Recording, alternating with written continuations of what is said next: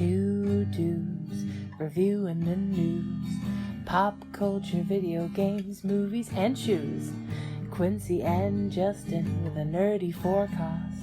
So stay a while and welcome to the Ugly Mugs Podcast. Welcome to the Mugs Podcast. I'm your host, Quincy. And you're the host, Justin.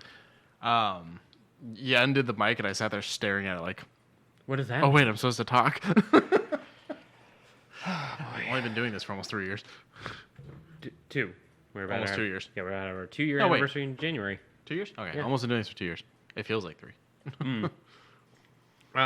Sadly, nothing much for me to drink as far as tea, but a nice, good Mountain Dew Voodoo. The last one in the house. Don't make me feel bad. Sorry, I'm just drinking Folgers. Yeah, fair enough. It was an easy. Yeah. Hopefully, coming into the holiday season, I might be grabbing more quick grabs, such as Arizona tea and whatnot, so that way at least I stay on par with. How do you feel about these places that sell it for more than 99 cents? In the can, not the plastic bottle. I don't care. That does bother me, because on the can it says 99 cents at the top. So, for instance, Circle K, theirs say Circle K in the spot where it's supposed to say 99 cents. Right, and they sell it for $1.19 or $1.09. Like that, yeah. And I'm like, you gain nothing with doing that. You just make me not want to buy it. Right. And it's like, I'd rather go down the street at the 7-Eleven, get two of their brands, which they sell for 79 cents. Do you remember when they did the deal with Shaq? Yes, I All do. the Shaq drinks? Soda Shack. That's it. It was actually pretty good. Like and then cream sodas.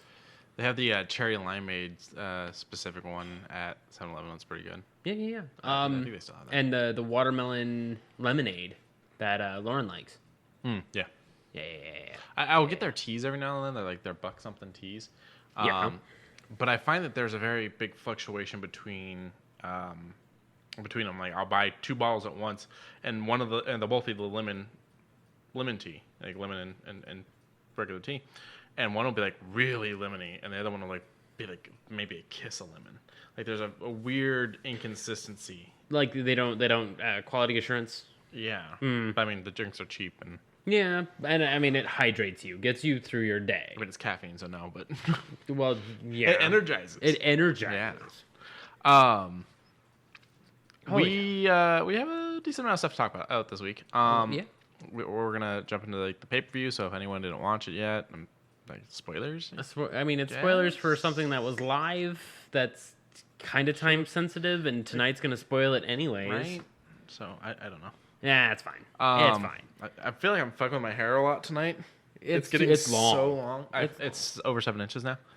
I was gonna donate it until I found out it has to be 14. I went, this is no. Yeah, you're not gonna go I'm anywhere. gonna have to cut it off. Yeah. But I feel like I'm fucking with it a lot. Yeah. I fuck with mine a lot, but then again, there's nothing to fuck with, so I'm just doing this a lot. All right, so it's like trying to wipe down a chia pet.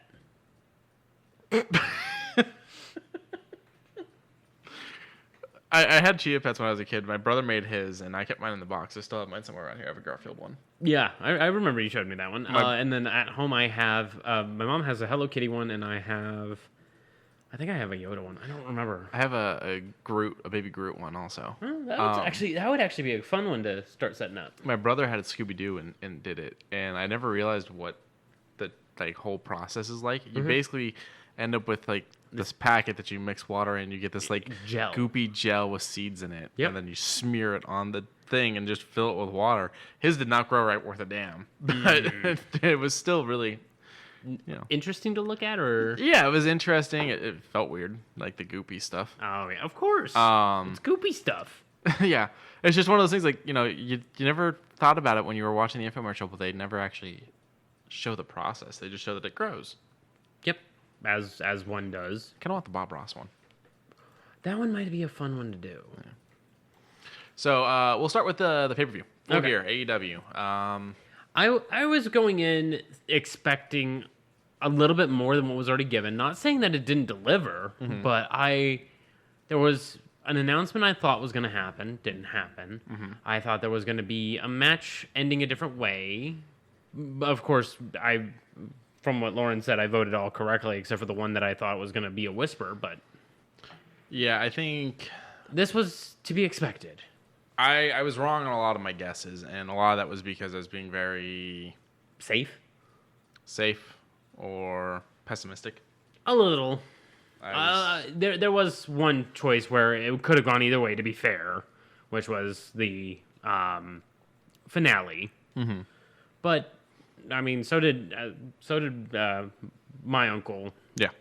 Thought the same way with the finale by voting against, and was very rudely acknowledged. There was one match, the Darby Allin one, where I was not pessimistic. In fact, I was very much like thinking, okay, you were adamant. It's gonna go this way. This was gonna happen. This is why it's gonna happen, and I ended up being completely wrong. So let's go ahead and break them down. All right. Starting with the buy-in. The buy-in, which was Hikaru Shida and Thunder Rosa versus Jamie Hayter and Nyla Rose. I'm gonna be honest. Jamie Hayter kind of fell to the background in this match for me. She fell to the foreground and background at the same time. Nyla carried for the early Jamie was fine, but she kept falling out of her backside again. She needs to get like the jorts. Well, she's doing that on purpose. She even puts the ties on her legs to make it look plump, juicier. I don't like it. It doesn't. Don't get me wrong. If this was the Attitude Era, I'd probably be like, cool, whatever. But this is not WWE Attitude Era. I was gonna say I grew up watching WWE, so a little bit of ass doesn't bother me. I'm not saying it. I have seen full Vince ass. Yeah, as have I. But I've seen full Big Show ass. I've seen full Rikishi ass. I get you. Yeah, I know Rikishi's daughter, and so I've had to look her in the face knowing that I've seen his ass.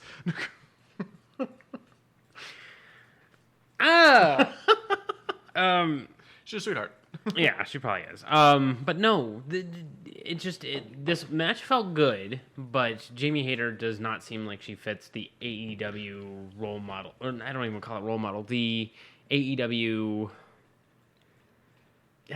ties, their standards. Okay, and you're talking the ass stuff, but I mean, if you The think ass about stuff, the in-ring like rust that I consistently see out of her. I would say with the ass stuff, you have to remember you got Ty Conti. That Ty Conti's, it seems to be her gig, and she uses her like the backside blast and all that. My and issue cool. isn't the butt stuff. No, It sounds wrong when I put it that way. No, it's not that. I mean, I get what you're saying because there's a level of like family that they're trying to hit, and I totally understand what you're saying. But at the same time, I don't want them to go too far down that because that's one of the things that's ruined WWE is sticking to PG. They don't blade anymore. If you bleed, you get fined. or you get quickly mopped up before thrown back in the ring. Like we were watching a countdown the other night that actually talked about the fact that there's multiple matches in the PG era of WWE where they have stopped the match to patch someone up. Because of the accidental bleed. Yeah, the only one that really has fought back on it was Cabbage Patch Doll, or Garbage Pail Kid. Broke the streak. Oh, He's like their number one dude because Vince likes big men. Roman Reigns? No, No, it Roman wasn't Reigns, the Roman. other one. Roman Reigns did beat Undertaker. Brock Lesnar? Brock Lesnar. Oh, it was Brock Lesnar, wasn't it? Yeah, Brock Lesnar is the only one that like he got accidentally busted open during a match, and they tried pulling him off the side to patch him up. And he basically went, "Get the fuck off me! I'm finishing my match. I have a job to do." Yeah. I mean, to be fair, a lot of people have done that. I mean, we watched, what was it? Dark Side of the Ring? No, it was something similar to that. I'm talking WWE I and know, PG era. I know. But what I'm saying is there's a lot of wrestlers that go, I'm here to do this. Yeah. I am here to finish this. Watch the first ever Elimination Chamber. Rod Van Dam goes to do a jump off of one of the chambers and lands on Triple H's neck with his knee and actually crushes H's like larynx or something like that. And H still fights the entire fucking match because it happens towards the beginning of H's timeout. Oh, wow. Really? And he goes through the entire match with that crushed. And you can even see parts where it's like people are kind of bending down to like hear what he's saying and taking different bumps, but he's still in there pedigreeing people and doing all kinds of shit. Doing his spots. With a crushed throat. With a broken freaking neck. Broken freaking neck. But back to, the whole reason we got into that is I was saying with Hayter, it's not that I have issues with, any of that stuff. It's, I wasn't blown away by the wrestling she was giving. No, but Nyla was giving her, giving some good shoulders, some good hip throws. She did an amazing follow-away slam. I enjoyed Nyla Rose. I want to see more Nyla Rose in the ring. This was her, was she injured or something? Because this was like the first match I've seen out of her for a little bit. So I don't know if Nyla was injured. She may have, and I may have missed it. I do know Dark, maybe? that she got in trouble. Oh. It's kind of been, or at least from what I understand, she got in trouble because she hurt someone in the ring. That's what I was about to say. Was it like just because of impact? I mean, she looks like she can do some damage, but something also tells me that if you give her like if a ref gives the soft pull, which is like ease up a little bit, or as I like to call it, the stone cold gut check where you get kneed in the stomach. Okay, I get it. Yeah. If you watch early Nyla, you can see like she's being really rough. Like early AEW, she's being really rough. And she's really dialed that back and has gotten better about it. But the other thing I can say in favor of Nyla is Nyla had a match against, I don't remember who her tag partner was, but it was her and someone else against Britt and Rebel. Mm-hmm. And Rebel moved wrong in the ring and dislocated her knee mid-match. That was out. And Nyla pulled her out of the ring so that she could tag Britt. And Britt came in, and then Nyla put Britt through a table so they could keep the distraction while the Doc was dealing with Rebel. Nyla does care. It's just there was a little bit there where Nyla was being a little rough. She's a rambunctious one. We'll say. So I feel like maybe they dialed things back and were like, look, you need to get your shit under control a little bit more before we start giving you bigger headlining matches again. And so it probably did a couple in Dark that we weren't paying attention to. Probably. I don't watch Dark or Elevation. I'll watch Dark every now and again just to kind of ease off. Like if I'm playing Forza, which I have and still playing, I'll put on Dark in the background just to kind of, listen to slams and whatnot. I put on more Magnus Archives, all the things that I can keep my mind away from getting angry that I can't get first place in a very good round of racing. We had talked about this already, me and you off air. I don't watch Dark or Elevation because I just don't have the time. Yeah, we had a brief, pretty lengthy discussion now thinking about it, about if AEW became the number one and only wrestling conglomerate, would they go through a whole entire week of content, or maybe like 6 days, and have like every other Saturday be their major spot, and of course they would have, of course, incorporate all these wrestlers.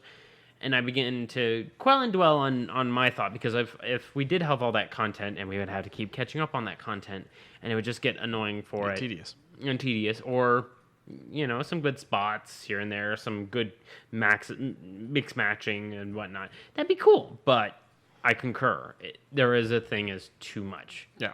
I would be okay with 3 shows maybe a week. Monday, Wednesday, Friday?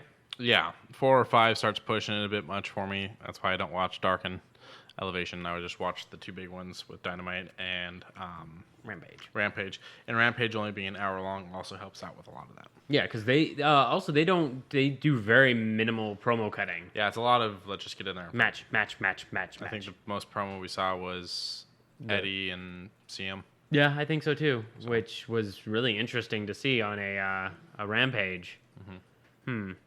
But good news for the match that we were talking about a little bit ago, the Hikaru Shida and Thunder Rosa versus Jamie Hayter and Nyla Rose. Thunder Rosa also came in with a pretty good fiery heat. Yeah. She was getting pumped by the crowd. The crowd was really on it that entire night, except for one match, and I'll get to it when I get to it. I feel like there was a couple times where I was like, they were kind of pumped, but not the level I think they could have been or should have been. But I know the big one you're referring to. The one that was not? Yeah, the one that was not, where it's like, you guys should have been like, get it over. What's going on? Yeah. So what was the final outcome for Shida and Thunder Rosa? Shida with the pin. It was a good match. It was fine. There's a lot of Eddie Guerrero stuff in this. So Vicky comes out with this one. Oh yeah. Because so let's go ahead and get that out of the way. This is the anniversary of his passing away in that town. So it is a monumental anniversary. Yeah, there was multiple people doing the Three Amigos. There was frog splashes. The Viva la Raza. We had a couple of those. There was plenty of Eddie chants. There was all kinds of good stuff. And Vicky was there because Vicky's Nyla's manager. And also Vicky is, in case those who do not know, is Eddie's widow? Okay. I thought it was just a strange No. Right? It was the way it was connected was always so strange in WWE. Well, yeah, because after he passed to do work, she became a character on. Yeah, because they don't care about your loved ones. They only care about the story. Well, I mean, she needed a check somehow at the time, you know. I'm sorry, WWE with their early stories always, it's like some were really good, but then some just dig the knife into the person and they go, hey, you want that money, don't you? Dig. Yeah. You know? Yeah, she made a whole gimmick out of it, though, that she still uses to this day. So Yeah. Next match, the opener, Darby Allin with Sting, which I find very strange, versus MGF. I mean, he came out with Sting. Okay, so something I've realized whenever Darby and Sting come out, Sting will always let him walk to the ring, as if, you know, saying, you're old enough to do this on your own, kind of, you know. Yeah. Like, I trust you, you can fight your own battles. He's there for when the numbers increase, not anything other than that. Right. Hopefully that came across. I was stupid holding my cup in front of my face. Yes, it did. Because the board fixes everything. Literally not how that works. I mean, it boosts the things that need to be boosted. If it is angled at the mic, Yes, it but works. if I put something between me and the mic... It'll catch. It won't catch all of it, but it caught it. But yeah, Darby Allin comes out to the ring and, you know, does his skateboarding bit. MJF came out, did his thing. Yeah, there was a sign at his immediate left, just past the ramp, that said, MJF has a stupid face. And which I said, I don't think he can handle the down to his level style of insult. Because he made a meh face at it. Yeah. So Well, he has a stupid face. he does have a stupid face. With a broken freaking neck. You know the whole I am your sunshine thing, right? Or you are my sunshine thing, right? My only sunshine? Okay, go ahead. Apparently when MJF was a kid, he was on the Rosie O'Donnell show singing that. Footage is out there. It's legitimate. A little baby MJF, like kid MJF. And so people gave him a lot of shit for it recently, and he's just like, whatever. Yeah, that's me. I was on Rosie. Yeah, where have you been? Yeah. I have Hollywood ties. What do you got? Nothing. Bye. And drives away in his pretty nice looking car. But this one was the one that kind of shocked you a little bit. Yeah, I thought Darby was gonna win because the whole "you didn't break me," blah blah blah. But of course, everything you've done, you haven't beaten me, broken me. But as long as MJF has the ring, MJF will continue to win these matches he shouldn't win. Yeah, that's exactly what I was referencing to those in the Twitch chat. I basically just kissed my pinky ring and then just made a crude punch gesture because he gave him the dynamite diamond and gave him a good clock against the noggin, which he sold amazingly. I do believe we're coming up on the next time he has to defend that thing again, and I'm really hoping he loses it. It's become overplayed. It is such an overplayed cop out. Didn't he use it to win it back or keep it in? He might have. I don't remember. But it's such an overplayed gimmick at this point that I'm just done with it. Oh, the sunglasses make him look a little weird, but I like it. I keep cashing in the points for the Twitch chat. If everyone wants to see the weird things I do to our one emote, you can come jump in and check it out. There are 3 emotes if you boost higher than the standard one, but yes, you are correct. Wait, how do I get the other emotes? You got to pay more. It's like the tier 3. Okay, I don't pay, so that's why I've only got the one. Gotcha. Because it's our channel. I'm just in here for the chat. Right. MJF kind of had a wonky knee. I think it might have been a fake injury to kind of prolong some of the spots. Yeah. Because he kept really digging at his own knee. Like the driver outside of on the awning. And I was like, why would you... Okay, well, now he's yucking it up on the outside going, ah, you know. And I'm like, why would you do that? And then he did the driver knee and then the next spot. And then he went off the top with it, landed on it weird. And I'm like, you're doing some weird spots with it. I don't understand. But I guess it's a flow.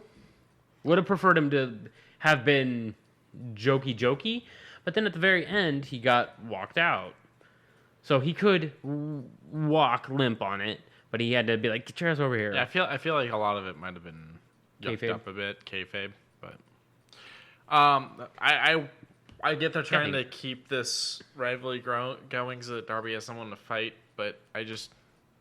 Still need someone new. I'm honestly kind of tired of just MJF's bullshit. It's the same bullshit no matter who he's fighting, and it's boring. And he hasn't lost a match since Jericho, but even before then, he hadn't lost too many matches before then.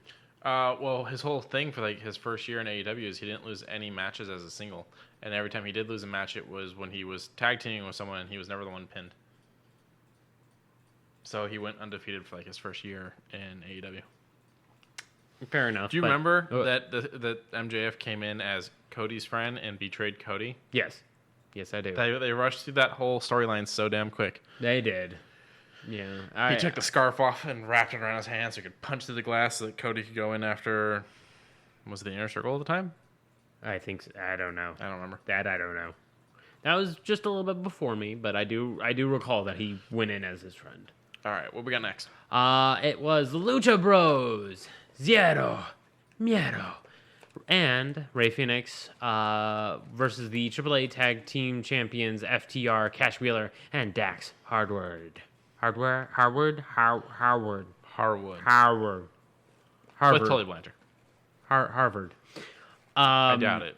But a pretty medium speed match. There was a few botched spots due to FTR because they were a little slow on the upkeep compared to Lucha. But I don't think it was their fault. They did all the catches proper. There was a few bumps here and there, but everyone got up just fine.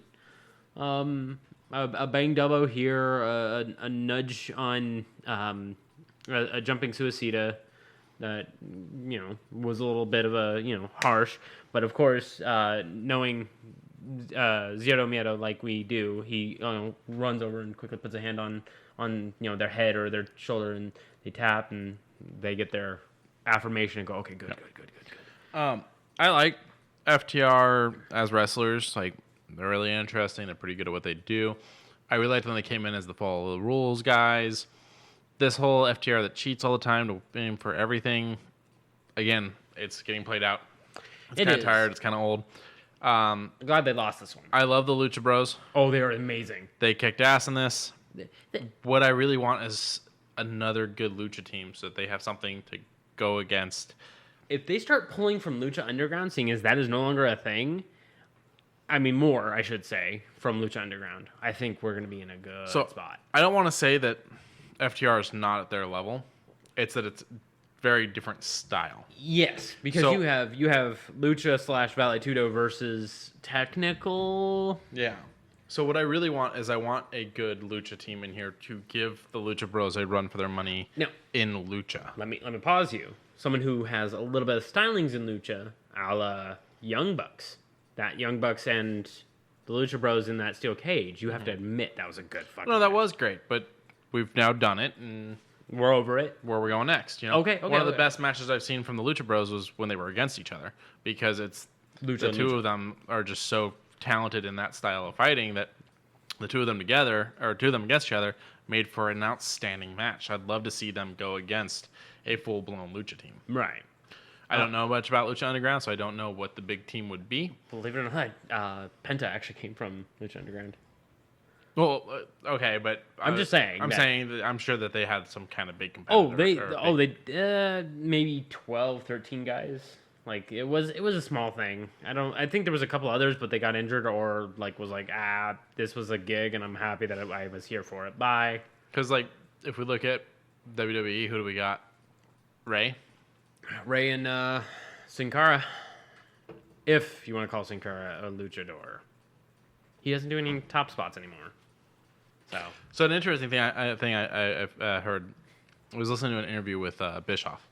Ooh. Talking about why there wasn't really any luchas in WCW. And he says it's because what they do is really interesting.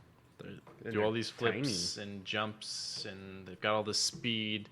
He goes, the problem is that, at least at the time, now he's kind of realized how amazing lucha is, but at the time, these guys couldn't make it look like they were really doing any real hits. So when you have them going against someone like Lex Luger, oh yeah, how do you make that look big, like a hit that actually is going to rock Luger? He would have to oversell. I mean, for someone like Lex Luger, he would have to oversell. He would have to Shawn Michaels it. Or Macho Man. Or Macho Man could take it, I think. For a bit, there was Hogan. Well, it's not just how's the person going to sell it. It's convincing us that this, 5'2", 100-pound guy is rocking the shit out of this, 6'2", 300-pound guy. Fair enough.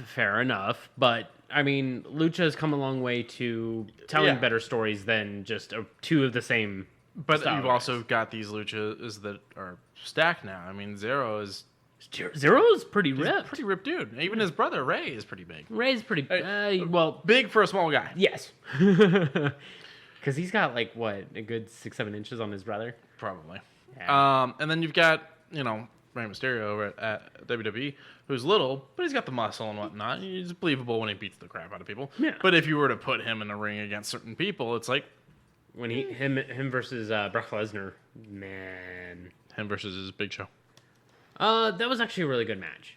It's because I think it's because Big Show does the I'm too big, let me lumber forward thing very well. And then he gives a really good sidewalk slam, and of course Ray sells out his ass. Yeah. But yes, point still stands. You are correct. You are really enjoying those goldfish, aren't you? Yes, they're delicious. Leave me alone. I'm So- making sure I'm quiet on mic. I'm not. For those who are curious at what I'm yelling at him about, he is popping some jalapeno popper goldfish. They're delicious. I bought like 5 bags. Believe it or not, I hate jalapenos. I am not a big fan of them. I'll munch. I would probably munch on those. Not a lot, but I would probably munch on those. Yes, the Blue Mountain Dew, the Voodoo Mountain Dew. Yes, it's blue raspberry and orange. Those are the 2 flavors of this mystery flavor that I figured out. It might be one more. So there's a new Blue Mountain Dew at Applebee's. I had it last night. It's blue raspberry and something else, and it's actually really freaking good. It looked good. It looked like it was like light blue to dark blue. It's one of those things where it's like I drank it so fast that I was like, ooh, I'm gonna make myself sick. I need to back off. And then all of a sudden you have 2 more, and you're just like, where did the time go? Yeah, I had 3 total with dinner, and I was like, if I have any more, I'm gonna go home sick. It's too much. But back over to AEW. The Lucha Bros, of course, won. They just got them. We all saw that they weren't going to lose them. Yeah. Hopefully... Especially not to FTR. Yeah, hopefully Cash and Dax give up the AAAs. Because even though the AAAs have no real reason to be there, I hope that the Lucha Bros either take them back or this new Lucha team that we're hoping to see more of, because they're from New Japan. Hopefully they'll move in and start doing more take them. I also don't think we're anywhere near this feud between FTR and Lucha being over yet either. So. Considering you have the mask gripper Andrade being the one who's hiring him out. Yeah, and they keep going after Zero's mask. Yeah, they tied his mask up to the bottom turnbuckle. Again. Twice. And the first time that he did it, he had to remove his mask in order to save the pin and cover his face. Yep. Which I don't like it. There's no honor rules against mask removals in AEW though. They and if they instate them, it's just going to be boring. Yeah. And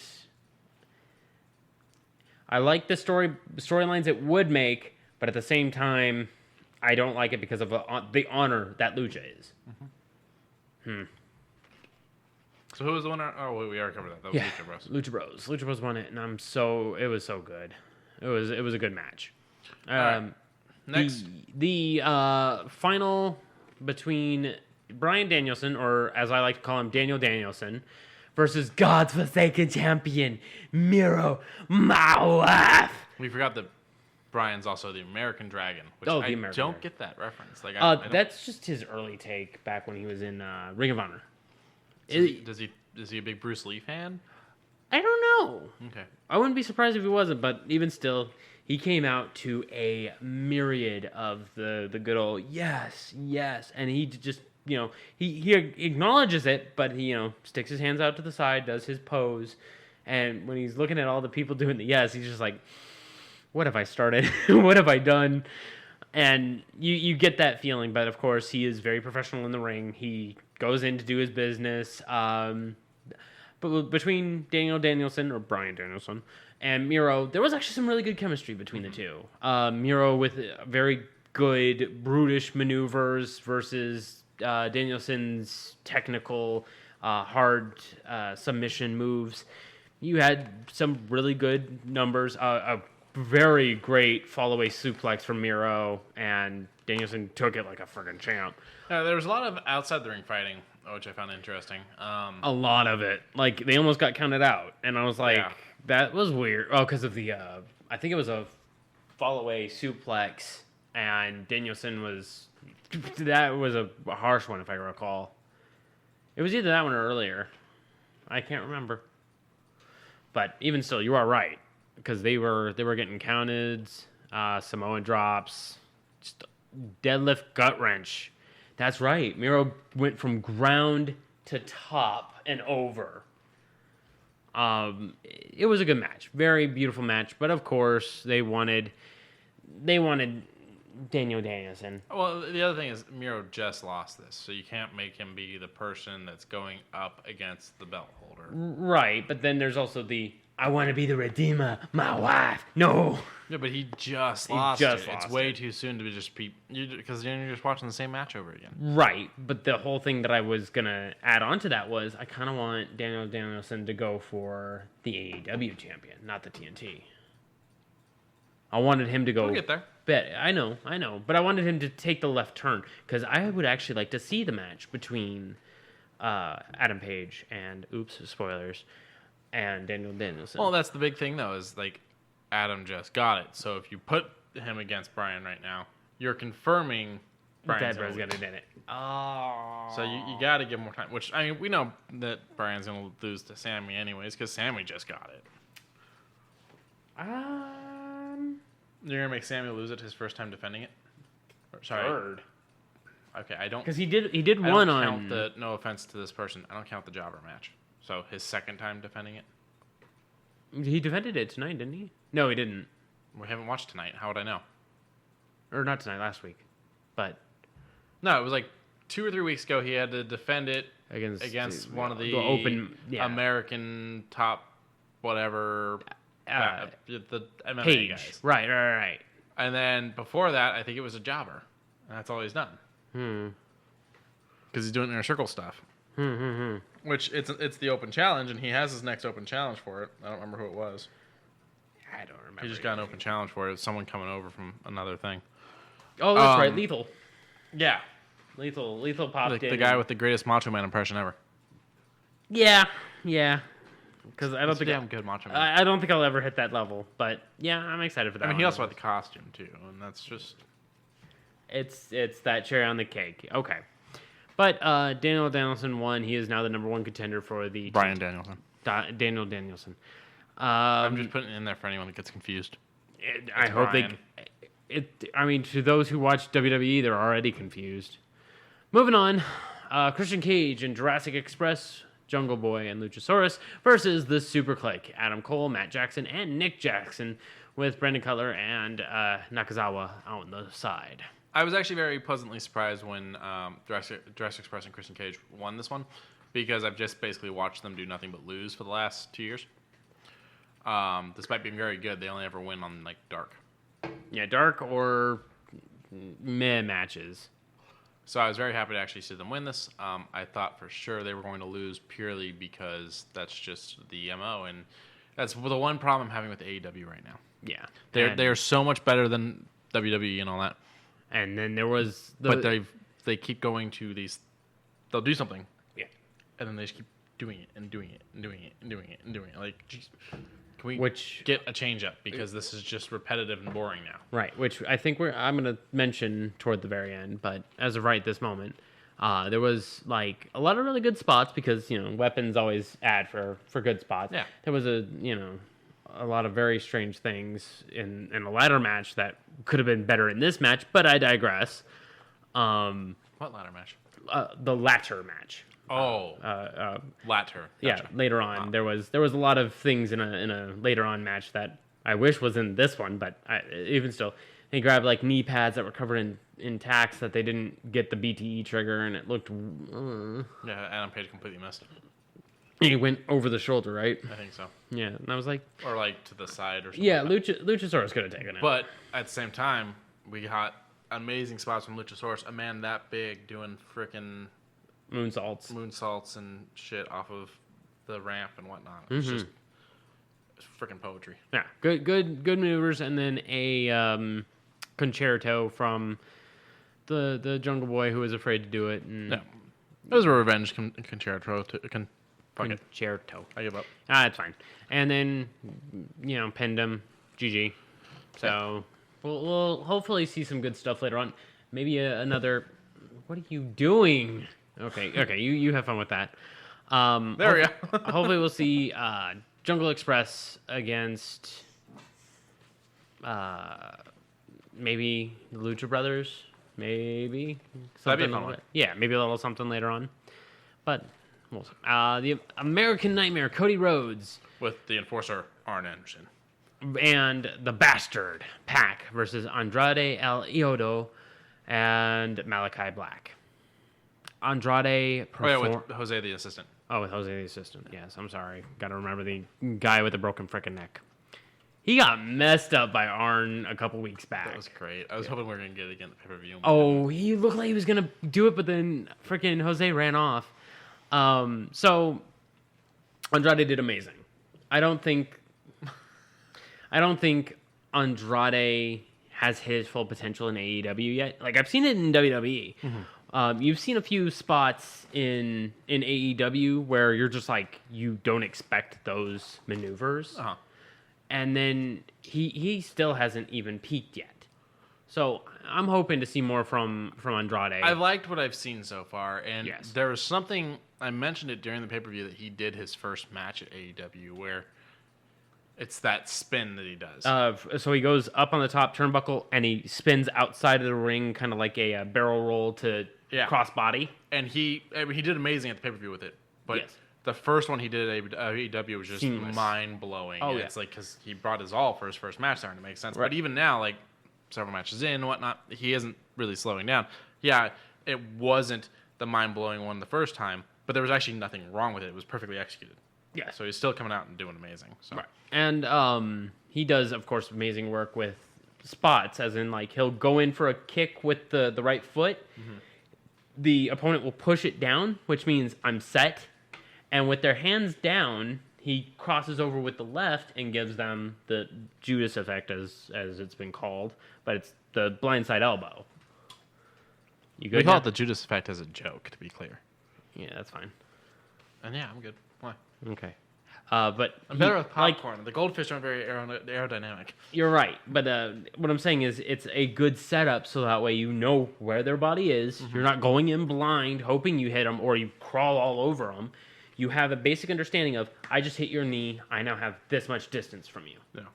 Meanwhile, with the Juice effect... Well, and you definitely see that sometimes people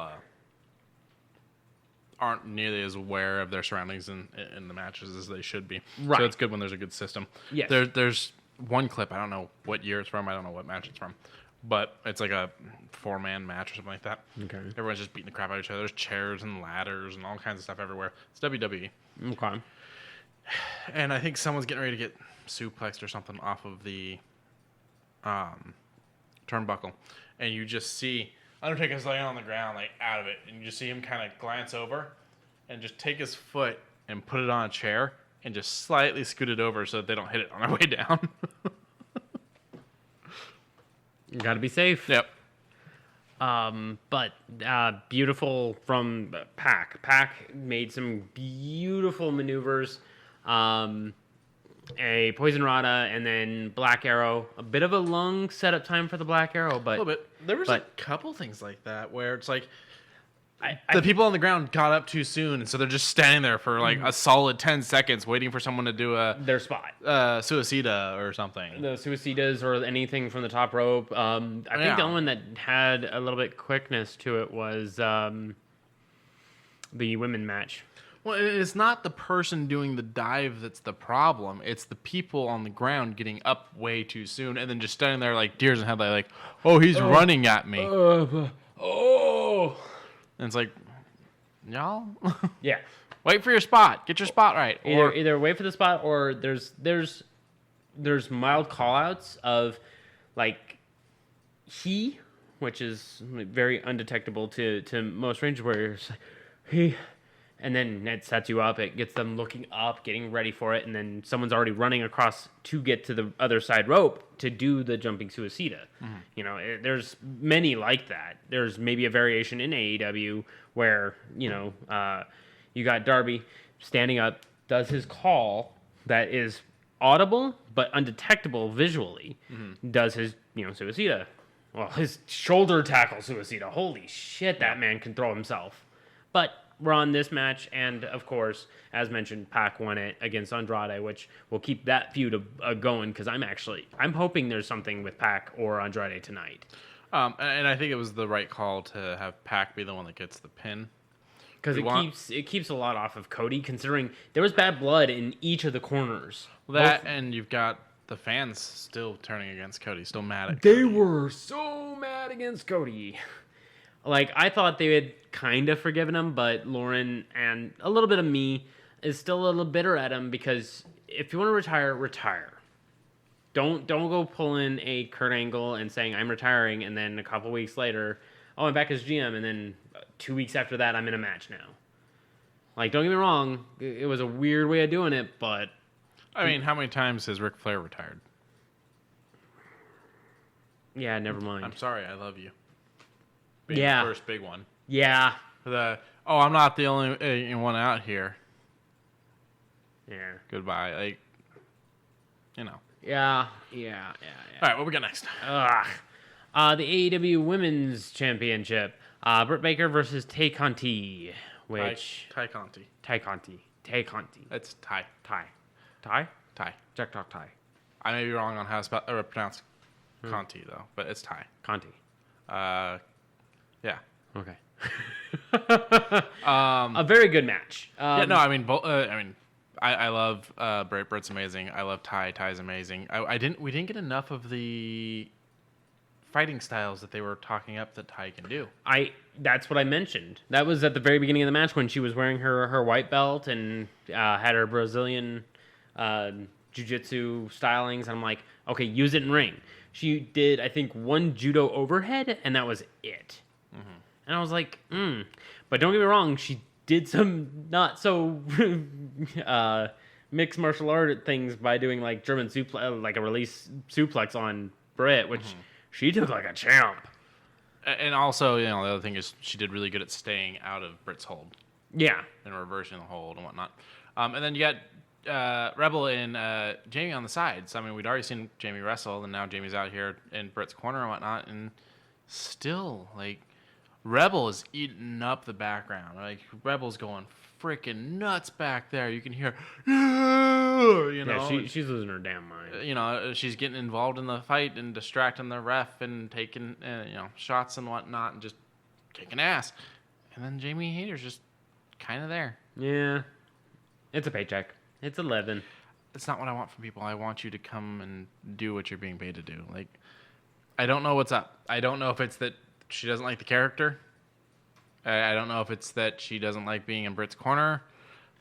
I mean, whatever the problem is. I mean, to be fair, she had the last two major spots, she's kind of been shoved into the way of danger by Britt. So there might be some silent turmoil there that we're not catching subtly. If we get her turning on Britt because of all that, that'll be fun and cool to see. That'll be a good angle. But I think they need to start showing her react a little bit more, like how we're seeing Wardlow react to MJF. Yeah, because you need an ability, and then Wardlow just kind of goes. Oh, I like Wardlow coming in and be like, "What the hell was that?" Yeah. I hope that he gets to break away soon because he is actually a pretty technical wrestler, even though he's a big guy. And I like that he doesn't get like gassed immediately. Yeah, he is pretty well endured. Just like with Inner Circle. MMA guy. Inner Circle. Jack Swagger? Jake Hager. I'm going to call him Jack Swagger. His name's Jake Hager. But hold on. We, the people. Jake Hager. Yes. Also is one of those ones where it's like he's a big guy, and Luchasaurus, he's a big guy, and they don't get gassed. They keep going, and they can do these great spots and stuff. Beautiful. And I mean, Hager can't really do top rope stuff. He can. He tried. He tried. He can. You can tell that he's not comfortable with it, and that's okay. It's okay to not be comfortable with it. Yes. He's not quite like Luchasaurus out there doing flips and shit, but everything else he does is impressive. So I think the only large man that I've seen mess it up, well, two large men that messed it up, one being the Brock Lesnar botch. Oh, where he broke his own neck? Yeah. Yeah. And then the Lance Archer a couple weeks ago. Where he kind of smacked his dome. Yeah, he landed it rough. He not as bad as Brock, mind you. He actually... Yeah. Lance at least rolled through it and went, oh, whoa. Yeah. He was at least stable, while Brock was like, oh, that was... Yep, I mean, Brock broke his own neck. Yeah. I think maybe a concussion from Lance. Maybe. Or at least enough of a hit to be like, ooh, I need to sit down for a bit. Yeah, I need a break. I need some water. But to those who didn't figure it out... he needs some milk. He needs some milk. But to those who didn't figure it out, Britt Baker won that one. Yeah, Britt... pin tie, but it was a great match. They were really great. You know, like I said, Ty didn't pull out nearly as many of the fighting things as I wanted, but that doesn't mean she didn't do good. She still kicked ass. Oh, she still brought heat. And I'm glad that Rebel and Jamie didn't exactly interfere too. Like they were there and they made themselves known, but there wasn't like a lot of cheating or inside ring hassle. The best in the world, CM Punk versus the Mad King, Eddie Kingston. Good build-up to this match, I might add. I didn't enjoy the build-up because it's just Eddie doing his crying shit again. Okay, yes, but you have to admit, having them play like old Ring of Honor stuff of him, you know, at his earliest, you know, being like, those two, fuck you, rah. And then all of a sudden, you got Punk who's like, yeah, I set you to a high standard that I had to live up to, and now I'm expecting it out of you here, too. If you're not going to live up to it, you know, there's the door. And then Eddie's like, well, fuck you. It was a great match. I didn't like the crap at the end, though, because Eddie's been Mr. Respect, and then he's given respect, and he doesn't give it back. And he walked away. Yeah. So Punk won at the very end, and Punk said, all right, that was a good match. I'm dizzy. I'm dazed. You got me to think on my senses. Here's my hand. And then Eddie's like, what a damn shame. That's the ramp. And he walks away from him. And I'm like, why? Kingston gained nothing. Yeah. This whole entire night was him just being lose. Take those L's. And being a bitch about it. But it was still a good match to watch. A lot of middle fingers up in the air. It was good. It was a very, very good match. I think this was the biggest pop of the night. Yeah, because I was a little disappointed with the reaction from... Main events? Well, no. I mean, the main event had a decent pop. But the intro for the Inner Circle, the audience... Oh, yeah, they were a little low. Yeah. So... But speaking of which, Minneapolis Street Fight, the Inner Circle, I'm not going to read all that, versus the Men of the Year featuring Dan Lambert. So you have 5 wrestlers, all having, you know, actual wrestling underneath their consortium. And then you have the Men of the Year, or, you know, then the American Top Team cohorts, with Ethan Page and Scorpio Sky being the only 2 actual wrestlers. The others are MMA guys. Others are actual MMA guys. Which is a completely different circus. Holy crap, can you tell? Yeah, I mean, one of them completely misses his spot at one point when Jericho's doing stuff, and basically Jericho had to stand in there in the ring and wait for this guy to show up. Yeah, he had to wait, and then I think it was Andre? I don't know. It was one of the 2. Honestly, they are throwaway for me. They do nothing for me. They did good spots when they were in the ring being aggressors, you know, knees to the mid body of Jake Hager, and I'm like, oh, okay, that's good chemistry between, you know, someone who admits that MMA was not the choice for them and had to have a good brawl. And then all of a sudden he's like, okay, well, I'm going to come in and be mad and, you know, do mad things against the other MMA person because I can take those strikes. And then mid body. I don't think Hager's admitted it. That MMA is not for him. He's currently undefeated. He's currently undefeated, but I don't think he's going to go back. He just doesn't do it very often. Yeah, I don't think he's going to go back. This pays better. It shouldn't. Like, they should probably pay close to the same, honestly. They should pay close to the same, but... Compared to what your body goes through with those face shots. I mean, are you going to main event UFC 285? No. You're a bottom card. You're a dark, you know... You'll get paid what people will pay the ticket. a You portion get paid of to get your ass beat. pretty much. So it's Whether you win or not, it's you're that taking a beating. Right. It's that versus AEW Dark. You're getting paid the salary. Fair point. Yeah. So even still, glad of course Inner Circle won. It was the claw. yeah. That was great. Oh, so he's gonna be in here. Iron Hand. Keep going down. Let's see. Yeah, there's gonna be a spot. Baron von Raksha.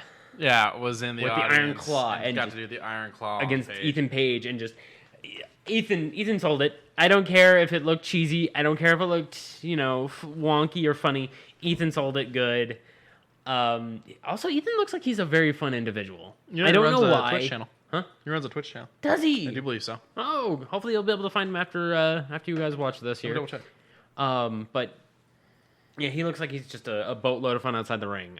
Even though he plays a wonky heel that shouldn't be a heel. Bye, Spidey. I tried to save him. Yeah. Instead, I just Gwen Stacy'd him. I was about to say that. But very good stuff. Yeah, there's no extra stuff. There's no extra things. It was Jericho did Frog Splash, if I remember right. For Eddie. Yeah, and then after just before he did it, he did of course the Viva La Raza. Yeah. And did it, and Lambert sold it. Mm-hmm. Like I was actually shocked. It went stomach to stomach, and I was like, "All right, Lambert." I know he was wearing some padding in there. He totally ripped his pants. Oh yeah. So he was wearing like this velour jumpsuit, and it was so weird. It wasn't loose. bad. It suits his character because it seems like it would be like one of those. It's Zach Brannigan from Futurama. It's velour. It's velour. With a nice bottle of champagne. Yeah, so Ethan Page is played by Julian. That's his Twitch. Played by Julian. Yeah, go check it out if you guys want to go check out someone who wrestles on the weekly. Wrestling. And honestly, it looks like he's an interesting individual. Tony Schiavone, Big T, talked about the Jay Lethal coming into, what's it called? All Elite Wrestling. And what's it called? The thing we're talking about? The thing we're talking about. My brain is hiccuping, man. It's been a long day.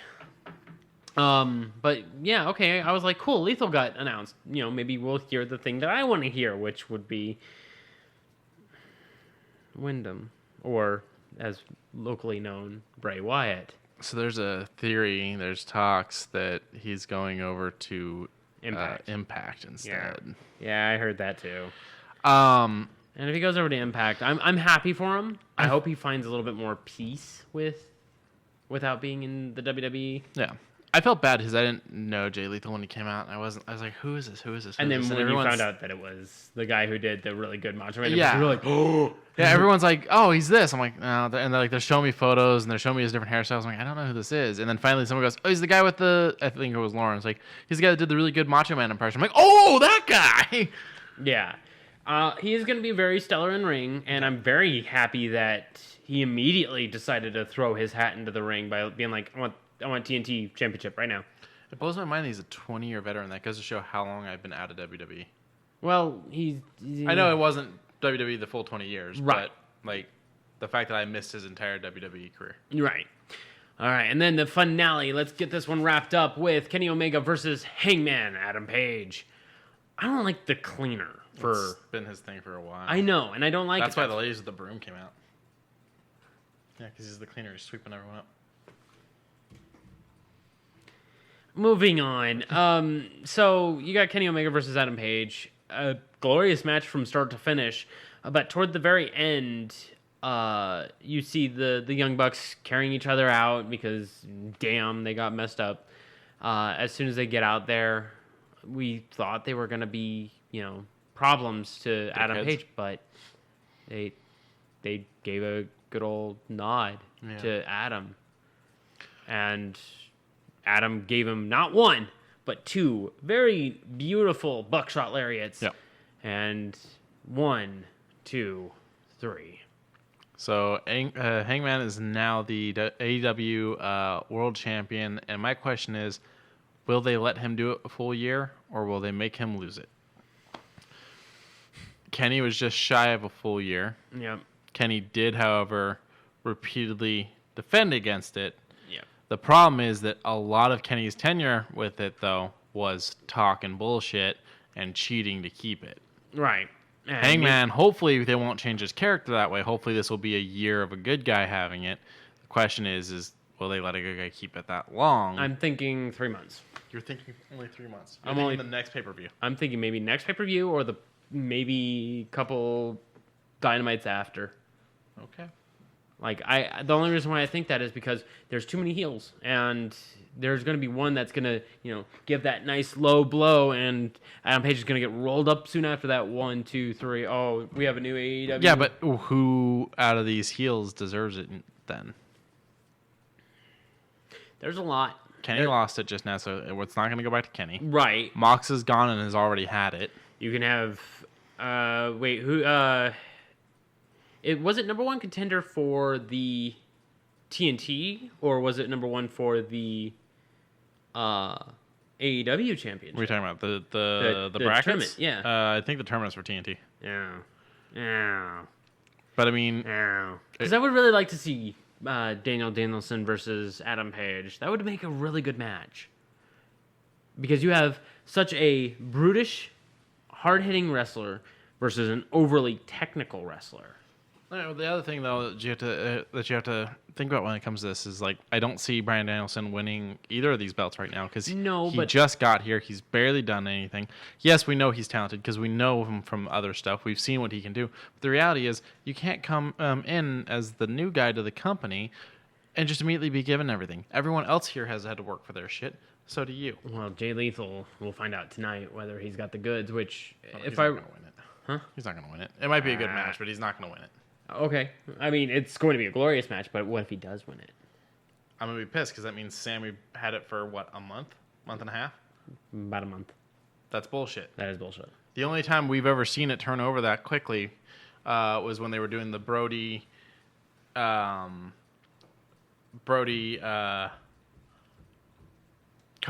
thing. Oh, yeah. And that was all story stuff where it was kind of going back and forth and they were dealing with each other. And then it just happened that Brody got sick and passed away, so they didn't get to keep that up. Right. So we don't have a storyline like that going on right now. So, all right, we're going to move on from AEW, and we spent a lot of time on it, so we're going to kind of push through this other stuff pretty quick. Yes.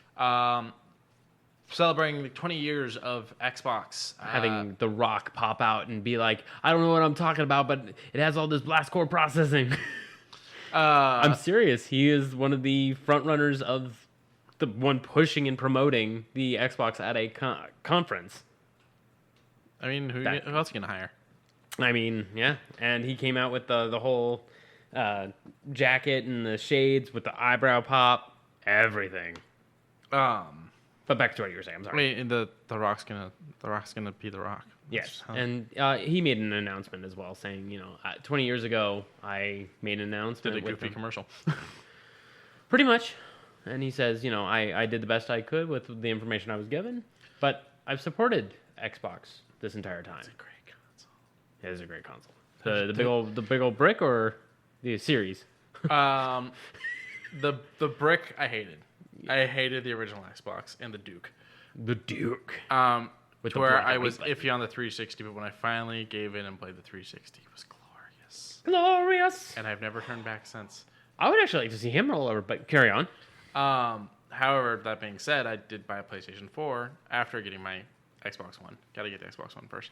Because the reality is there's exclusives there, and I'm going to test them out. And I still have to say I'm an Xbox person. Having had both. Playing both. Xbox. Yeah, Xbox. Now, the reason why I'm talking about this is it's their 20th year. They're doing all kinds of stuff. Their website's retro. They're showing the old consoles. But what they did is they dropped the final 76 games that are backwards compatible. We got a list here thanks to The Verge. Thank you, The Verge, for making this easy. We won't go through all 76, but we're going to point out some of the big ones, like 50 Cent on the Sand. I don't know if anybody remembers. 50 Cent used to make video games, and they weren't all bad. No, apparently this was the good one. I mean, if you're going to do one, do the good one. Yeah, I know, right? Advent Rising, which is a really good action RPG style game. Pre-Mass Effect, we'll call it that. Beautiful Katamari. I love Katamari games. I will always love Katamari games. Dead or Alive Ultimate. 3, 4. Yeah, okay. Yeah, all the good Dead or Alives. because they're Live 6. They went back to their roots, but I would rather go back and play one of the old ones. All the Fears. Yep. Beautiful Fear games. All the Max Payne. All the Max Paynes. Lego Lord of the Rings, because there's no way that's getting remade. Really? I mean, if they do a Hobbit, Like a Hobbit full six. so yeah, it would have to be like saga. It would have to be like the Skywalker, The whole entire thing. saga, where they went through and they redid the previous games, put in this one big bundle. That would be the only way, and then that would have to be they'd have to make the Hobbit games. I just think it's too late for that. Oh. Go back up, please. Oh yes. So we said Max Payne. Mortal Kombat 9, which is a big one because that is one of the best ones in the franchise. Mortal Kombat is Mortal Kombat 9. Oh, this one? Yeah, that's 9. Oh. 9 was just called Mortal Kombat. Oh. That's the one where you basically play through the whole timeline again because Raiden sent a message to his past self. Okay, that's the good one you mentioned. Yeah. Okay. Mortal Kombat versus DC Universe, the first one to do the arena transition that Injustice is known for now. Okay.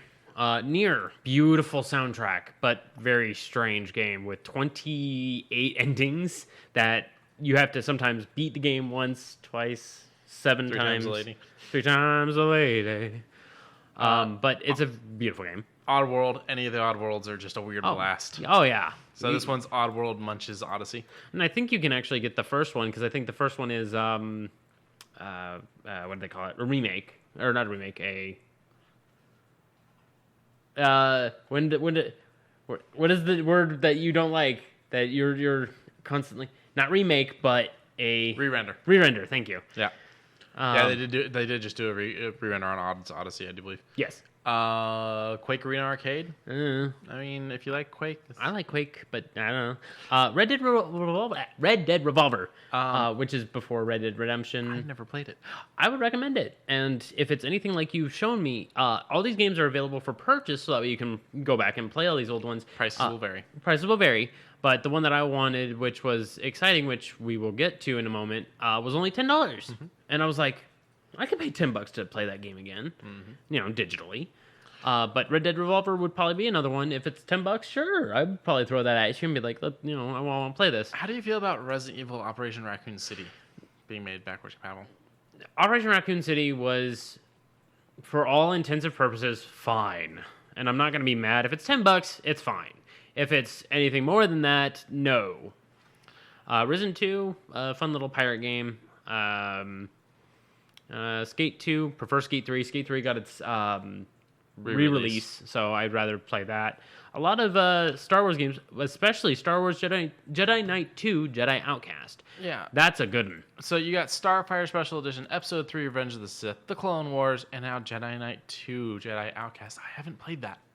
That's one of the good ones. I would recommend that one. So I'll have to get that.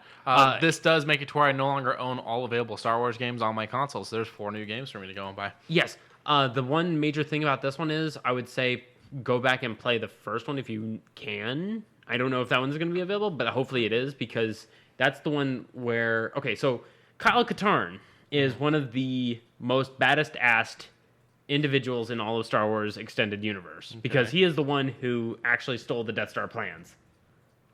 That's not canon anymore, but yes. I know.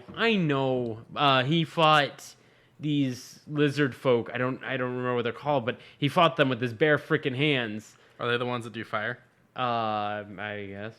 I don't know. I don't remember. It's been a while since I played Dark Forces, man. Okay, so it's just Jedi Knight, right? That one?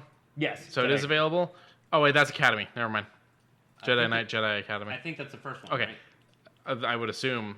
I'm not entirely sure. I wasn't huge into LucasArts at the time. Okay. So Star Wars Jedi Knight, Jedi Academy, $10. I actually already own this. So if this is the first one, I already have it and have started it. Okay, because that's the one that you get to play as Kyle Katarn, where he learns that he has Force abilities. He is one of the first Grey Knights, because he is being persuaded to either join the dark side or continue to fight for the light, but have to make some really... Okay, so no, his first appearance was Dark Forces. That's right. That's the 1995 game. Yeah, that first-person shooter. PC only. Yeah. Yeah, that one I don't think you're going to be able to get into. Well, I mean, I'm sure I could find it somewhere. Oh, GOG probably. I mean, it fucking ran on DOS. Yes, it did. I remember. Oh, it got a PlayStation release. Oh, did it? In 96 and 98. North America for 96, November 30th, 1996, and the EU, March 4th, 1998. So technically, there's a PlayStation copy of this somewhere, and I have a PlayStation 2. Okay, yeah. I mean, if you want to find it and play with a controller with probably a little bit of clunky controls, but let's see. It sold well. 3 sequels were released: Jedi Knight Dark Forces 2, Jedi Knight 2, Jedi Outcast. So this is actually the third one. Was it Dark Forces 2 that had him figure out his Force abilities? I'm trying to remember which one had the FMV video, like the full motion. Ugh. Oh man, my brain moved on that one. And then you've got Jedi Knight, Jedi Academy forming the Star Wars Jedi Knight series. I just remember one of them had a little bit of a wonkness. So yeah, this is technically the third one in that run. Okay. And so the other 2, Dark Forces, is not available on Xbox. Okay. But that's not due to them not doing backwards compatibility. That's due to the game was never made for it. Right. I just want to know who you play as real quick. Yeah, as Kyle Katarn. Cool. Yeah, that's who I looked up to figure that out. Okay. Just want to make sure. But the one that I was querying about was Time Splitters 2. And then, of course, you have Time Splitters Future Perfect, which is, I believe, the third one. And, of course, Viva Pinata. Everybody likes Viva Pinata. Yeah, Socks tried getting multiple Viva Pinata games. Socks tried getting me into it, and I was like, maybe. I don't know. It's on the rare replay. So I was like, maybe, perhaps. So this is the 76 games. We obviously didn't read them all that have been released. Now that being, or not released, but made backwards compatible. Yes. That being said, scroll back down, see if Verge did the full list for us. No? Okay, so there's another list floating around. The Verge does not have it. Gonna want to go and find that. Someone put together a list of all the ones that are going to get a frame boost and stuff like that, which is a good chunk of these. Oh, yeah. That is correct. You don't have to search around for it. No. We'll leave that for the listeners if they really care enough. And then there's a couple things on Game Pass which I forgot to pull up. My bad. I'm grabbing it right now. I mean, I got the app. If I can grab it just super faster. duper quick. Yeah, sure, whatever. I have it right here. Yeah, I have it right Ass. here. So, let's see. And that's not even the right one. Yeah, I got duped. So coming soon, we've There we got Undungeon. Undungeon, which is day like one install. a card game style slap happy one. Mortal Shell Enhanced Edition, which is Mortal a day Shell. one install. Yes.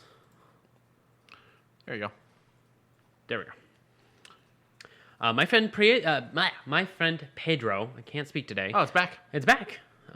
Fate Tactics is also back. XL1, which is a interesting exploratory puzzle one. Deer Simulator is making me uneasy. It's supposed to, because you get to throw a fish at people.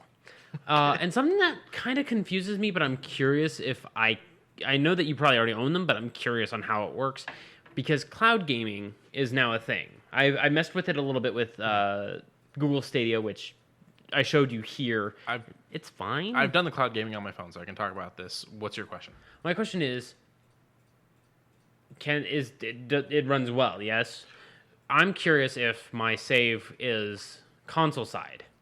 Okay, so this is going to be the breakdown. Okay. Owning the game does not make it cloud playable. Correct. First of all. So I already own Dead Space. But in order to have it cloud enabled, it still has to go through Game Pass. So let's go through Game Pass. That's fine. Your save will be available. Okay.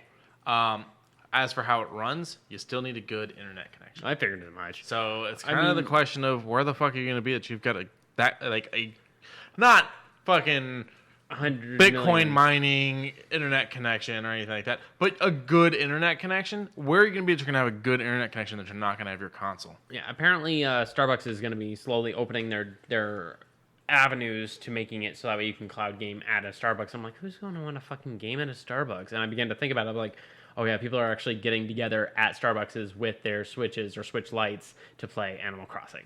And I'm like, I hate that people are doing it, but I love that people are getting out with their Switches to meet new people to do this kind of thing. The internet made multiplayer a better thing, but also killed couch Co-op. Yes and no, because there are things that are slowly, I don't want to say remedying it, but they're making it to where you can play couch co-op at a distance because, COVID's a thing. It's just the whole advertisements that I see for like the cloud gaming and the advertisements I see for the Switch is like these people playing it on their commute when they ride the train or the bus. And that's fucking amazing, except for the fact that it's not going to work. Yes. First of all, if you're doing underground travel, that ain't gonna have shit for signal. So it better be the switch where you're not online. Well, what if it's like Wi-Fi on the train itself? Like the buses here have Wi-Fi. Yeah, and then our Wi-Fi sucks. Right, but what I'm saying is, what if they improve that? That's the thing. Like, this is a great concept, but until the infrastructure of Better local Wi-Fi's and whatnot, gets better, it's gonna be one of those things that's very limited. So, for instance, I will go to pick Lauren up from work, and if she's not ready, sometimes I'll pull up cloud gaming, but I have to feed off the internet of the food place next door to do it. That's right. That's like the only way. And even then, like, I was playing Enter the Gungeon, and it was a little. Enter the Gungeon. I've got a relatively new phone. I mean, it's technically 2 behind, but they release a new one every fucking year. They do. Whatever. I think this is the one where if you beat the boss, you have to keep pulling things off of yourself. Basically, nerf yourself in order to keep fighting. Interesting. I don't know. I'll probably hop into it. It seems like it looks beautiful. So those are the coming soon games. Yes. And we saw the Dead Space and one other were added to cloud. Yeah, Dragon Age Origins. Yeah, which I never finished and need to go back to. Oh. Well, Yeah, depending on your ending, I would probably give you some weird looks. So have fun. No, my goal is to sleep with everybody. No, all of them. Respectfully, no. Every single one, and that person over there. There's no Cassandra. All right. So recently added, my friend Pedro, Fae Tactics. Yeah, Fae Tactics came back. It was on there like back when I first got my Xbox One, I think, and then it got pulled from it, and I'm glad to see it back. Next, Space Rebels, Halo Infinite, Grand Theft Auto San Andreas, the Definitive Edition, which is that's right. Still got the same bugs, and the uprender really isn't that much of an uprender. It is, but it is nice to be able to play the game again. I am having a little bit of fun with it. Yeah. I lost count of how many hookers I've killed. And IGN has on their Twitter, they put all the cheat codes so that way you could just go back and cheat again. Oh, they still work? Yeah. Oh, that's awesome. I was wondering about that last night when I was playing. Dicey Dungeons, which is like almost like a card dungeon crawler, but with dice. Oh, it looks really cute. And the main bad guy is called Lady Luck. I like that. Yeah. One Step from Eden, Forza 5. And then that takes us into what we already know about. I played Unpacking and finished it, and that was kind of fun. Thank you. It's one of those nice, take a deep breath while you're I need easy achievements for.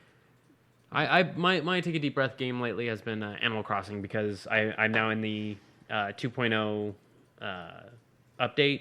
There's a lot of new items and a lot of new things. All right, so that's Game Pass. Let's move on before more of this gear scares me. Yes. Speaking of scary things, Monster Hunter Rise has a Sonic the Hedgehog collab, which during the trailer itself had... I'm honestly going to add it to my playlist. It's a good song, but I hate that it's there. Escape from the City from, I think it's Adventure 2. But, and your Palico turns into Supersonic. I don't know the prerequisites on how to get there, but your Palico can look like Sonic, and your Palumu? I forget the dog one. The dog can look like Tails. Who is holding a sword sideways in his mouth? Is this just what we do with doggos now? Yeah, give them swords and make them look pretty gangsta. Oh my God, that dog's bigger than the character. Yes, you're supposed to be able to ride on him. Yes, but also are you supposed to be able to be swallowed in one bite? Because that's about to happen. Yes. All right, it's kind of a fun, cute little thing if you're into Monster Hunter and Sonic. Yes. Now, time to get down through all of this. Huh? It's already 8 o'clock. I know. I looked at the clock and I was like, oh no. But don't worry, we're going to speed along because a lot of Riot stuff. So, way back when we first started this, and I started talking about characters that were popping up on League, you're just like, well, why do they call it Riot Games? There's only one game. And now, to be fair, that was never my issue. I know. It was. Oh, I'm not supposed to. Huh? Never mind. I made a hand gesture by mistake, and it can be considered offensive, and I am sorry. Not that one. That one I'll make all day long. Okay. Just understand, it did not mean what it looked like. Right. The people that saw that. I get you. But now they have released a lot of different things because Riot Forge has pushed a lot of different things. Undercity Knights is something that is cross between the world of Arcane, the Netflix show, and just what we can begin to learn and explore with. It gives you rewards for exploring these areas. You can run into league champions that are just kind of out in Piltover right now, such as Jin is hanging out in this fountain area, painting up a thing, and basically saying, hey, download this game, you get a free thing. You know, it's plug here, plug there. There's even an area that plugs Valorant, which makes me wonder if that's like actually a continuity thing where the characters from Valorant are around Piltover. That kind of boggled my mind just now. I don't want that to be canon, because the guns kind of freak me out, because I don't want real guns. I want like the Hextech guns that we've been doing. While he's breaking, I'm going to point out the fact that we already mentioned one of these games, so we're going to skip that one and just kind of touch on the other new ones, because we did talk about the other game coming to Switch. Yes. The Hextech Mayhem. Yep. But yeah, there were 3 more. Apparently, right underneath our noses, some people got invited to the Ruined King. And there's a lot of gameplay, and it looks fun. Looks very fun, very bubbly. The areas, of course, very, very good and great. There are builds that you can have between everybody. That's good stuff. Good stuff. Great stuff. Then they announced another game that features good old Nunu and Willump, which is Song of Nunu. I like big forearm snow puppy. Yeah, snow puppy. You know, having Willump freeze the water and throw Nunu around. And it's from one of my favorite developing crews, Tequila Works, which worked on Sexy Brutale. You just like him because his accent's awesome. That too. One of the lead developers, when he was originally talking about this, his accent was pretty spot on. I wouldn't have been surprised if that was one that popped into... That guy. Yeah, that guy. If he popped into this Twitch chat when I was playing Sexy Brutale to tell me a little bit of a secret of which helped me beat that game. Yes. Okay. And of course, during their little conference, they talked more and more about Hextech Mayhem. Yep. You know, musical destruction, destroyed to the beat. And then another one featured by the ones that did Speed Brawl, which I played a little bit with Goon. We had a little bit of disconnect problems, but apparently that's been fixed. But over to this, you play as Echo, who is the boy out of time, because he can rewind time. And having something where you are consistently in motion, and if you mess up, you can rewind all that. And I'm like, right, but what happens if you rewind something that he cannot undo? Which, during his release trailer, there was a mural to a friend, and he found out that he was too late to save them. So he tried rewinding, getting to the person on time. Found out he kept being late, rewind, rinse, repeat. Some things are not meant to be changed. I am very curious on how this game will paint that story. It's one of the things that I always liked about Doctor Who is they have the concept of things being time locked, the event being so massive or so fucked with, one or the other, that it stops being a point when you can... I think it's actually a fixed point in time, not time locked. But it stops being a point that you can time travel to. Right. And it's like if you time travel to it, you can only observe. You can't do anything about it. For instance, the destruction of Gallifrey in Doctor Who. He can't go back and save his home planet because it was such a big fucking thing.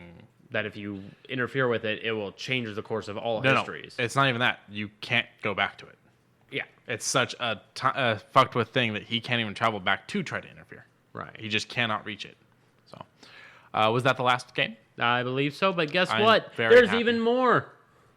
Oh, yeah. So Among Us and Arcane is getting Snow a little Puppy. bit... Yeah. That's Poro. Oh. Yeah. You get little skins that covet your Among Us avatar, such as Vi, Jinx, a Hextech Enforcer, Caitlyn, Heimerdinger, and Jace. And then, of course, you get a little pet, I would assume. But hooray. So, I don't... what is it? Huh? A What- Poro? Yeah. It's a snow puppy.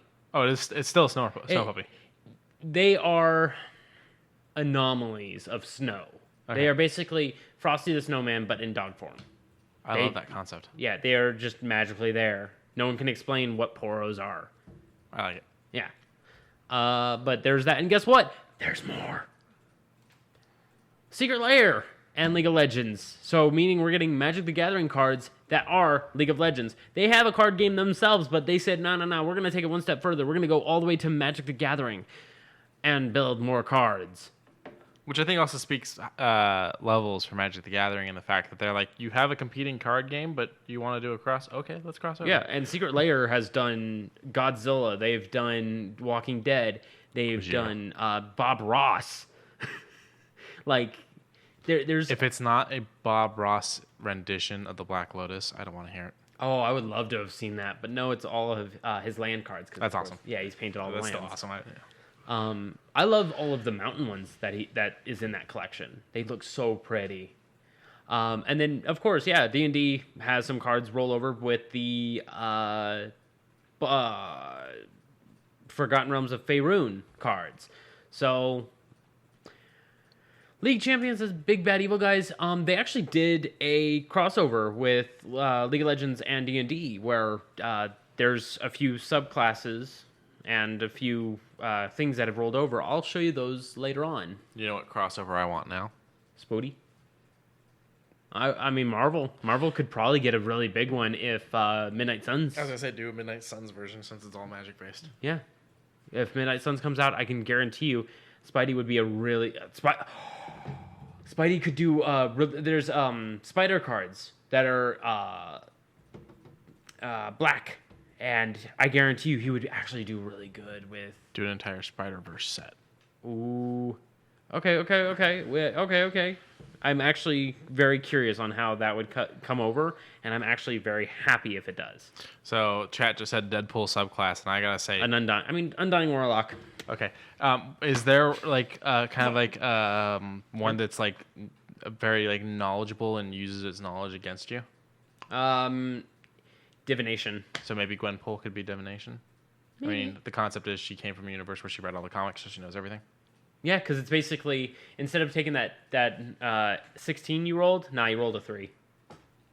There you go. Yeah, I mean, divination would probably be a little bit better, but it would need a little bit more brain thinking. But aren't you an Undying Wizard in your campaign? I am not Undying. I am just very lucky. Fair enough. I had a Revive Ring. I had a god that decided he wasn't done with me yet. And you took a finger or something? No, he resurrected me. But left a mark. That's it, a mark. That's right, the handprint. And then I got the ring. I pay attention. And then I think that's all I've died, but I've gotten very close, and through my survivals have done other damage to me. Yeah. The one in chat right now, he has been very lucky.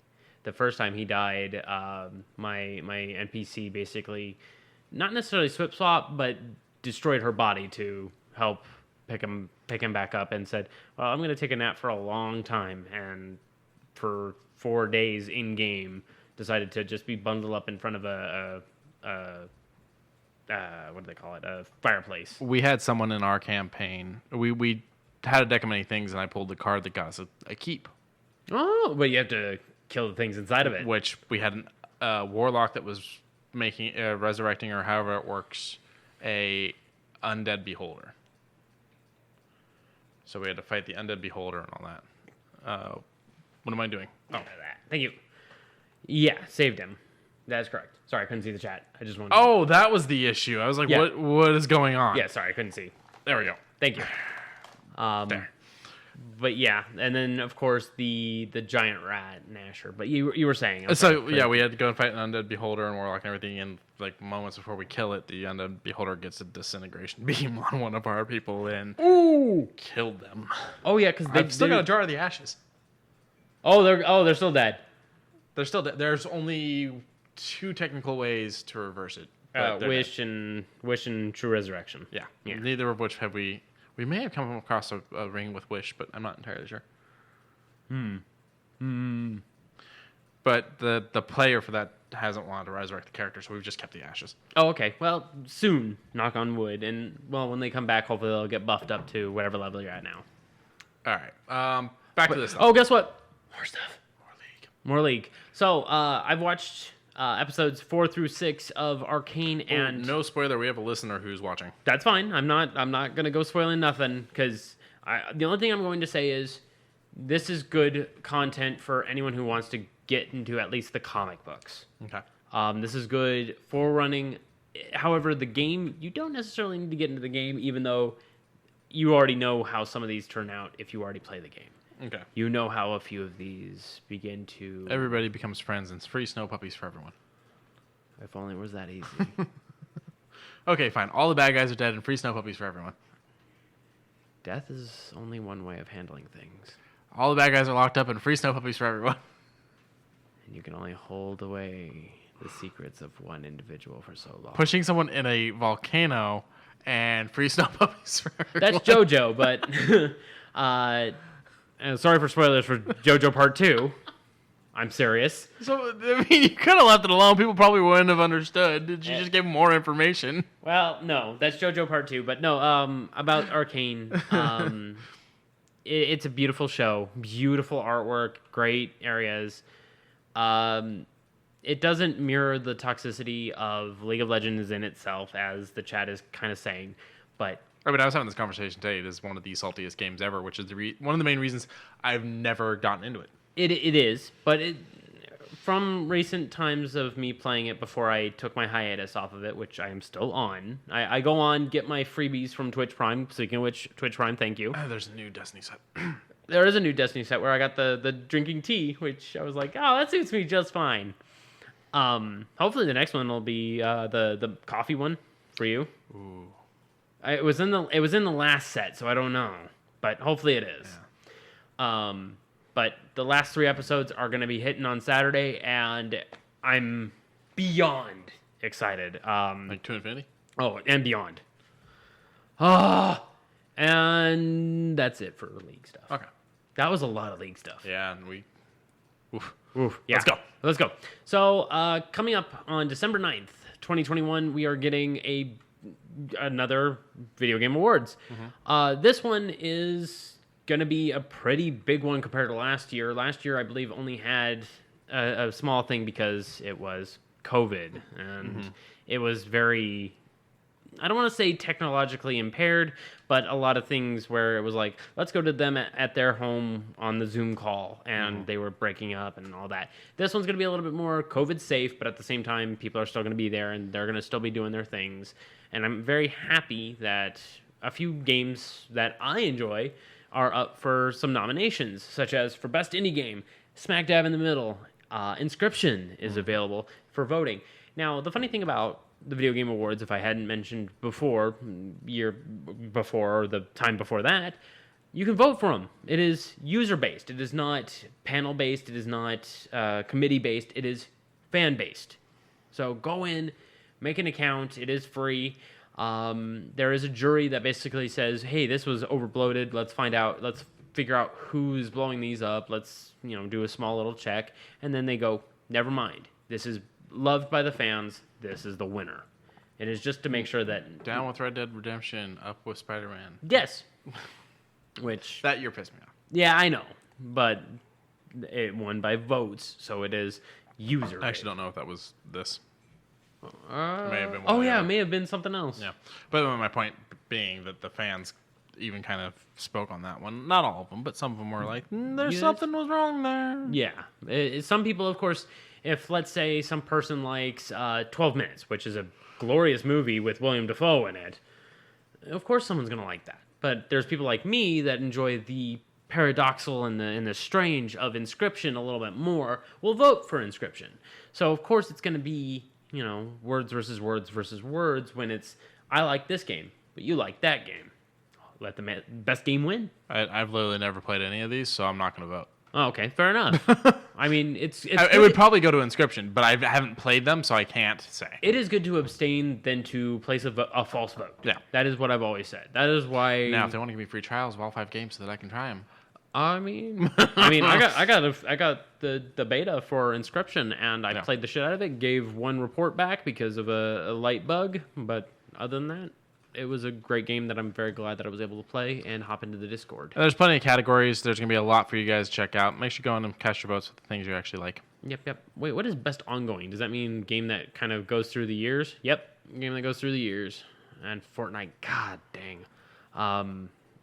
Speaking of Fortnite, I don't know if we mentioned this before, but freaking Arcane, Jinx is in Fortnite now. It boggles my mind. See, I've only played 2 of those games. Yeah, so it's just basically make your best accurate representation of which one you would want. I don't even feel right doing that though. Like I can't say that. I mean, with the best indie, I played 2. I have played 2 of these, Loop Hero and Inscription. But I can't say that those are better than the other 3 because I haven't played the other 3. But that is okay from your standpoint. That is fair. But to my standpoint, Inscription is in my top 5 for this year. No matter what, I'm going to place a vote for that just because it is a game that got my attention. Number one, they gave it to me for free, but secondly, it was good. So, Right. make your best judgment. Yes. Next. Disappointing. We're just going to touch this real quick. Saints Row was supposed to be 25th of February. It is now the 23rd of August. They have pushed it back a full half a year, blaming things mostly on COVID and saying the game is done, but it's not pretty, and they want it to be pretty and perfect. And That trailer was pretty. my whole thing is, why'd you give it a date if it wasn't ready? That's all I got to say on it. I can't keep talking about this. It happens with every fucking game now. It's fucking delayed because they give a date they can never fucking hit. What was the last one that we pushed? I mean, Midnight Sun got pushed. That was it. That was the last one. And that one you were excited about. Like, I'm tired of being excited, but at the same time, we have to be excited because that's the only thing we have. But shoe news. I'm smiling. Are Yeah, you? so the smiley you teeth, smiling? fucking weird ass shoes we've talked about before. I now have a partner. Yes, now I have a partner that looks a little more normal. I still don't like it. Yeah, no, I don't like it either. Thanks to Kerwin Frost, I believe his name is. These are through Adidas. Adidas. They're very colorful. there it was. They kind of make me think of Buzz Lightyear. Yeah, Kerwin Frost, and they have some very interesting characters like a Braces, Space Dog, a bear, a alligator with a baby alligator, and a human? humanoid individual with a beard mustache, who I'm assuming is probably Kerwin Frost. Probably. On a dipped pastel teal with a very It's Buzz Lightyear. a little Buzz Lightyear-y. There's even green in there. Yeah, a little bit. Okay, I'll give you that. It is a little Buzz Lightyear. But they are very strange. And, of course, the ones that we had talked about earlier with the face, the eyes. Yeah, that one's a part of it. Yeah, we've talked about these on the past episodes. Yes, we did. Boop. Boop. Valentine's shoes. And, man, does it look like one of those box of chocolates. Yeah, it's got the frills around the Nike swoosh. Other than that, is a bright pink and red shoe. I mean, that's the whole concept. It is a pink and red shoe, and then it's got the frills around the Nike swoosh to make like the frills from the chocolate box. And, of course, available for Valentine's Day. Yep, February 2022. That's all information we have on it, though. No price yet. Yeah. Boop. These pinhead-looking ones, I just kind of wanted to glance at. No date, or a date for 2021, but no like lockdown or price. Comes in white with the pinhead bedazzles and black. They're not actually pinhead, just to be clear if anyone's getting excited. No. They're just weird. Like, they got screws in them, and then they got these Like little rubber pinpoints pieces that are and- stretched across. Yeah, I don't... This is a weird one, Nike. What are these called? Go back up just a little bit. Right They're there. called Swarovski. Swarovski. The Nike Air Force One LXX. Yeah. Okay. Yeah, have fun with that. Boop. These ones I just quickly grabbed. Just the city pack because it talks about Philippines, Vietnam, Indonesia, Malaysia, Singapore, and Thailand in a 6-pair compilation that looked pretty interesting to me. They're very nice, actually. I wish we could devote more time to this, but we've lost a lot of time in the episode. I'll bring it up next week. How about that? Yeah, we can bring them up next week. We'll give them a proper spotlight next week. I'll boop. There, I've favorited it. Woo! And then, of course, the one that we grabbed because you enjoy this motif more than I do. I can't wait to bring this back. Ugly Christmas sweater. They're Jordans. They got 23 in little basketballs for the Christmas sweater design. There's 2 different colors of the Christmas design. There's a gray and a black. A gray and a red with a black and a green. Okay. And then you got the normal swoosh, and other than that, it looks like a normal shoe. It's just this one section of the shoe that is Ugly Christmas sweater. I love it.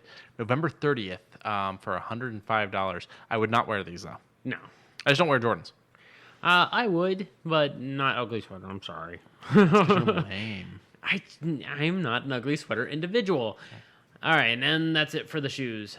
We have the poster for Matrix Resurrections. So you've got Keanu on here being Neo, all awesome. You've got, I'm spacing on the actress's name. She's J Money. Trinity. The character's Trinity, but I can't think of the actress's name. But she's back looking great as ever. You got a new actor playing Morpheus, which is interesting. And I'm not entirely sure who the other two in the background are, but we did just find out that Neil Patrick Harris and Christina Ricci are in this movie, which other people may have known, but we didn't. Yeah, when he said Christina Ricci's in this, I gave him like this look of, huh? Yeah, Wednesday Addams.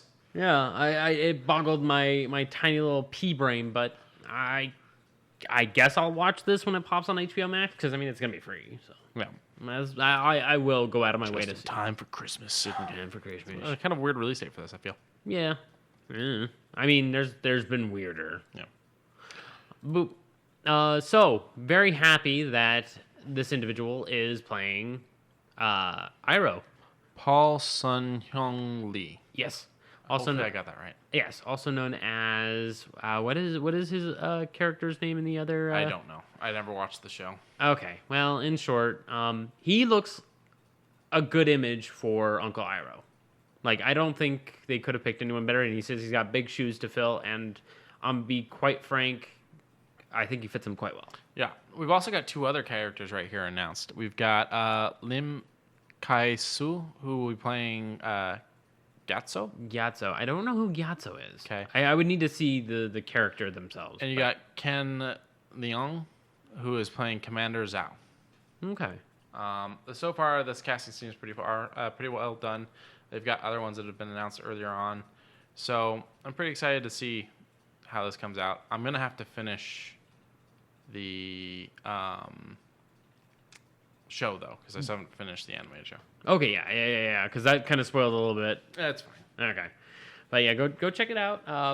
He tweets a lot of very interesting things. He interacts with the fans that are saying, "Your Uncle Iroh? Oh boy!" And he goes, "Yeah, all right." That's what I was gonna say. He's very interactive with the fans on Twitter. Yes, and I'm happy to see it. And his handle is @BitterAsianDude. I like that. Bazooka Zooka Bubblegum. Quincy told me to pull this up, and I felt compelled to do it because bubblegum flavored soda. Bazooka brand. Yeah. That's all. That was it. It even has like the pinkish. It's so pink. It's not gonna taste good. There was a bubblegum flavored soda that was in like an actual soda machine. It's not gonna taste good. It's not gonna taste good. And to make our title makes sense and to wrap this up and to get the clickbait. Like, I'm literally going to yell this and then walk out of the room. Okay, that's fine. I'll wrap it up. Now, Halle Berry has recently done an interview because she's directed her first movie, and I don't really like her as a person. She's that video of her at the bookstore where she's like, "You don't know who I am," whatever. But this was interesting. She was talking about how she's directed a movie, and then they went through her career, and she, quote, "I would love to direct Catwoman. If I get a hold of that now, knowing what I know, having had the experience and reimagining that world the way I reimagined this story. Bruised was written for a white Irish Catholic 25-year-old girl, and I got to reimagine it. I wish I could go back and reimagine Catwoman and redo that."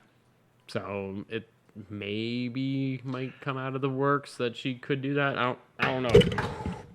Mike just randomly fell. Fixing. That just came out of nowhere. Yes, it did. She says, let's see. "I would have Catwoman save the world like most male superheroes do, and not just saving women from their faces cracking off. I would make the stakes a lot higher, and I think make it more inclusive of both men and women."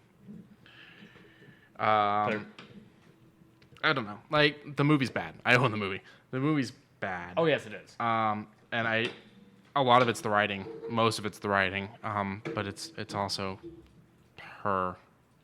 It's kind of everything. This whole movie is just not good.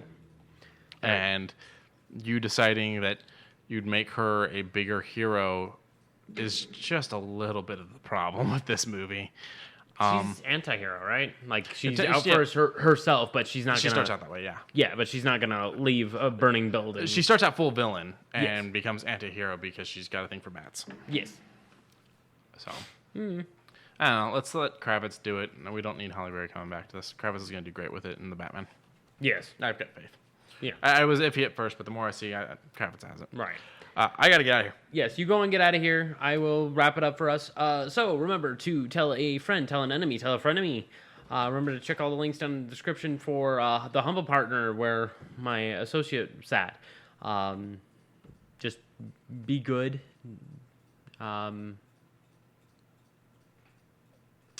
Yeah. Doing this alone feels weird because I got no one to work off of. It's always been a problem like that. Have a good night, everybody.